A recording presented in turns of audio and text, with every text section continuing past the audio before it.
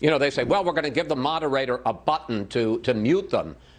Boy, I don't want to be in the position of saying, you know, I'm going to interpose myself between the president and the public and say, you can't hear what he has to say now.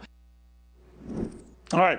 So what do you think of that? No cut mics, none of this, maybe cauldron of hot boiling acid or oil. You could have a drop floor like they'd have with Dr. Evil and Austin Powers. But it really, how realistic are those possibilities? Is this a one-time event? It'll change in the next debate, so we won't have to worry about this. Let's go to Tom Bevan of Real Clear Politics, a big Austin Powers fan himself. We got Deneen Borelli, the GOP strategist, and last but certainly not least is Spencer Critchley, the Democratic strategist. You know, Deneen, what do you think of that? That there's got to be a way to reinstill order, whether it's on the vice president or on the president. What do you think? Well, I think it's a bad idea, Neil, and this is coming from Biden's camp because he did not do as well as they think he should have. And let me just say this. I think any ideas of a kill switch or a mute button, that's a form of censorship, A. And B, why should the moderator have that much power and control over something that is supposed to be a free-flowing discussion? If the voters are not happy with what they see, they won't tune in and they won't vote for a certain person. So I don't think the change of the rules should happen in the middle of the game, especially because the Democrats are crying for it. You know, Tom Bevan, it's a slippery slope, though. You're putting a lot of pressure on the moderator. Before, there were people saying the moderator's got to have a role as a fact checker. Now the moderator's got to have a role as controlling mics here. I don't know if that's the way to go. You?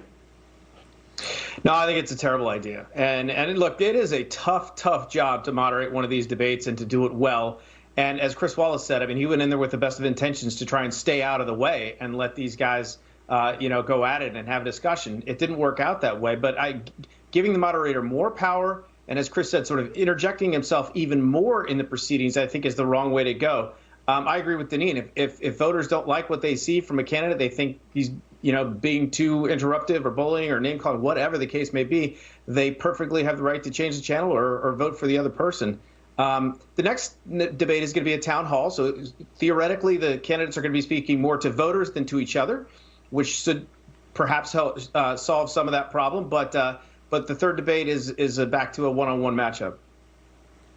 You know, Spencer, your thoughts on the next debate is going to be almost like a town hall form, not exactly, but you'll have regular folks there who could actually shield the moderator from something like that, because it will be the folks in the audience participating in that sense. So you don't need some of these other measures. What do you think?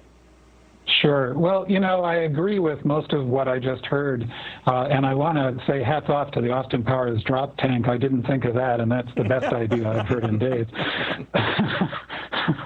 I'm not dead yet. It's even worse. Sorry, go ahead. No, it's even worse, I think, to ask members of the public to protect the debate format. And, you know, I would say, actually, this is a case where, while I feel that the president's behavior was terrible the other night, this is really the fault of all of us as citizens, because we've really just abandoned our responsibility as citizens. We're, I think, in the position of spoiled rich kids who inherited, in this case, a tremendous gift, democracy, and we haven't taken care of it. The idea that we consider this to be a debate, you know, you mentioned the Lincoln-Douglas debates. Imagine, just think for a moment about the contrast. It's not that long ago in history, and look at where we've come to now, where it's hard to tell this apart from professional wrestling.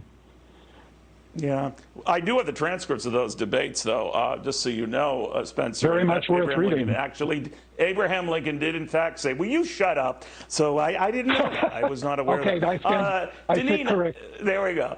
I kid. But, Deneen, I'm just wondering, sometimes you can look at that when the candidates are going after each other, whether the disruptions. It's entertaining for a lot of people. A lot of substance did get out in that debate, a lot of telling moments in that debate. So if the candidates know that people then, grimace at that, maybe that alone is the policing mechanism. Maybe you got to do it sparingly, and maybe both sides get the message. What do you think? Well, that's pretty much what I alluded to in my first comment. But I see a lot of folks complaining about President Trump. When you got to look back at 2016, it's the same Donald Trump that ran in 2016 as president as he is acting and conducting himself today. So there's nothing new there. But what I find interesting is that there's no complaints or criticism against Joe Biden for not answering certain questions, especially will he pack the Supreme Court? He avoided the question totally. So how about implementing a rule that says you got to at least answer the questions? Now, that's a very good point. You know, Tom, Bevan, I'll interview you very quickly on that, because you could say the president's interruptions saved Joe Biden from answering that question fully. Is there some truth to that?